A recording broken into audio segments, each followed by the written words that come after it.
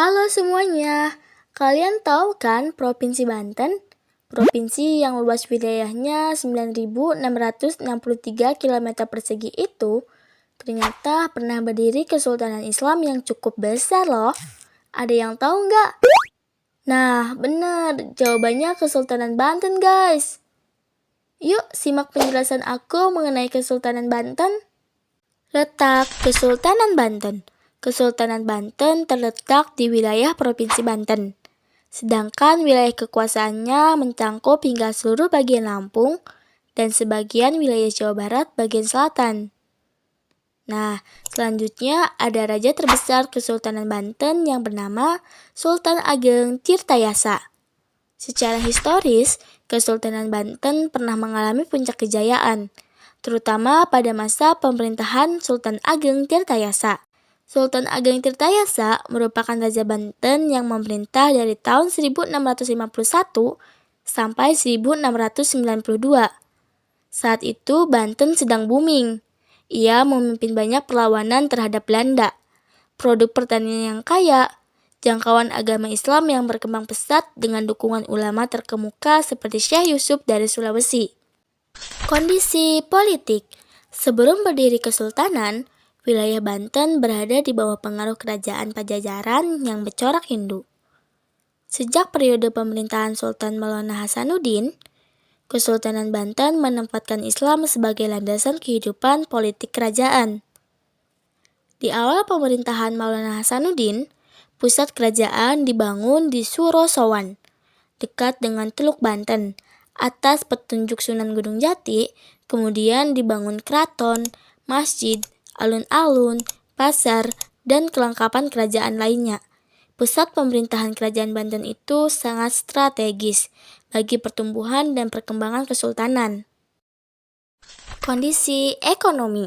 Kerajaan Banten merupakan kerajaan maritim, di mana kehidupan perekonomiannya bertumpu pada perdagangan internasional. Kerajaan Banten memegang monopoli perdagangan lada di Lampung yang menjadi komoditas terbesarnya. Pelabuhan Banten ramai dikunjungi oleh para pedagang dari berbagai negeri, mulai dari pedagang Eropa, Arab, Iran, India, Cina, dan masih banyak lainnya. Hal ini membuat kerajaan Banten berkembang pesat dan menjadi pusat niaga yang sangat penting. Kondisi sosial budaya. Dalam kehidupan sosial, masyarakat Banten memegang teguh nilai-nilai keislaman.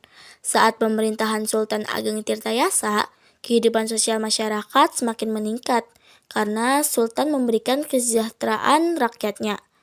Nyatanya, Kesultanan Banten harus mengakhiri masa kejayaannya dan mengalami keruntuhannya.